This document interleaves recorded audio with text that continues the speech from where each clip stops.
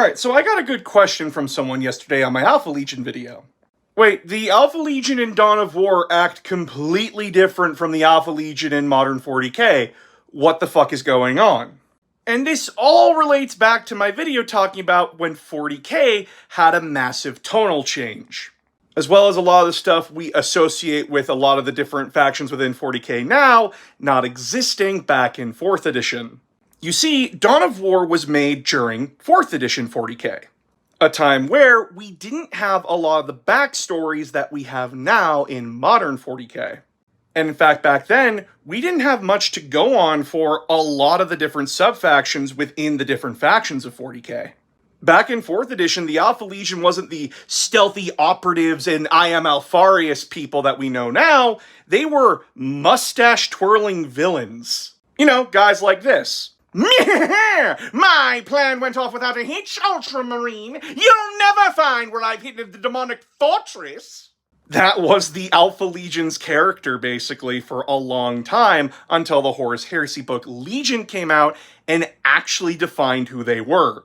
I.e., more caricature than character.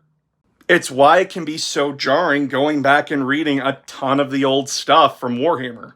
It's why so many newcomers are so shocked that the joke about the Custodes being nudists is actually a real thing that happened.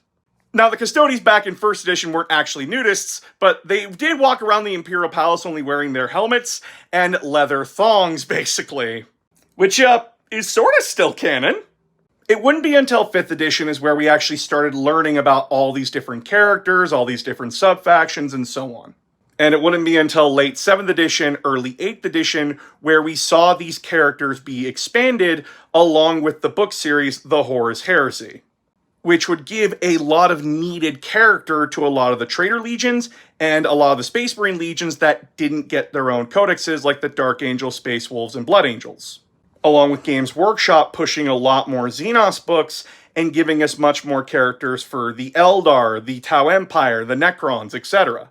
And remember, unless explicitly stated that it's non-canon like the Inquisitorial War trilogy, most stuff in 40k is still considered canon. The Alpha Legion in Dawn of War is still the Alpha Legion, they're just a warband operating off of their own principles and beliefs. Along with the Eldar craft-rolled Ulthwé in Dawn of War getting its shit rocked twice. Guess that's why they're called Ulthwé the Damned, I guess. If you want to know more about Warhammer, I have a series called Need to Know that will tell you all the need-to-know information on events and factions within the universe. The most recent video being Need to Know Tau Empire, while I'm currently working on Need to Know Thousand Suns.